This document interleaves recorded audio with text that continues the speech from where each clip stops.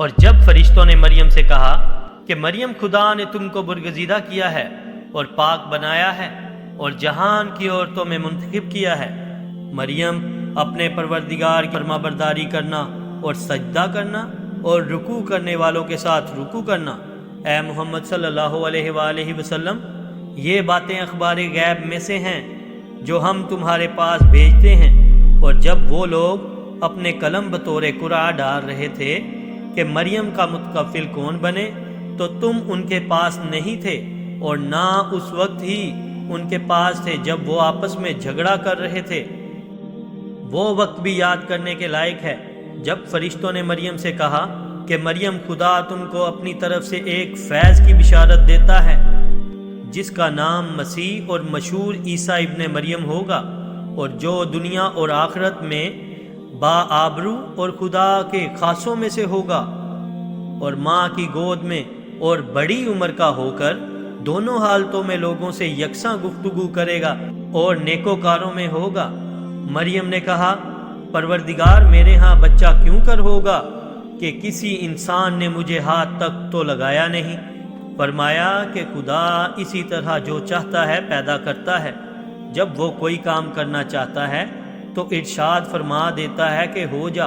تو وہ ہو جاتا ہے، اور وہ انہیں لکھنا پڑھنا اور دانائی اور تورات اور انجیل سکھائے گا۔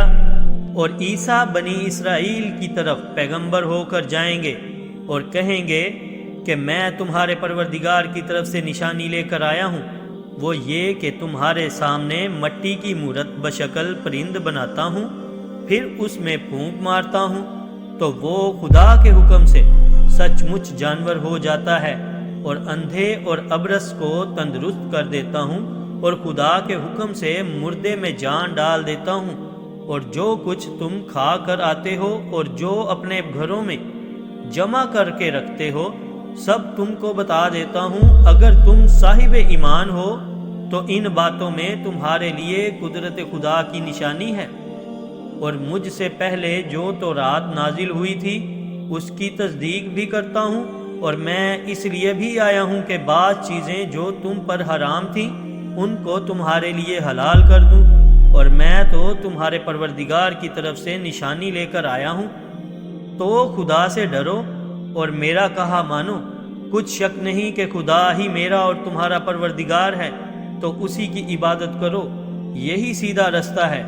جب عیسیٰ نے ان کی طرف سے نافرمانی اور نیت قتل دیکھی تو کہنے لگے کہ کوئی ہے جو خدا کا طرفدار اور میرا مددگار ہو؟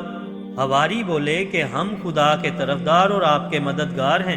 ہم خدا پر ایمان لائے اور آپ گواہ رہیں کہ ہم فرما بردار ہیں۔ اے پروردگار،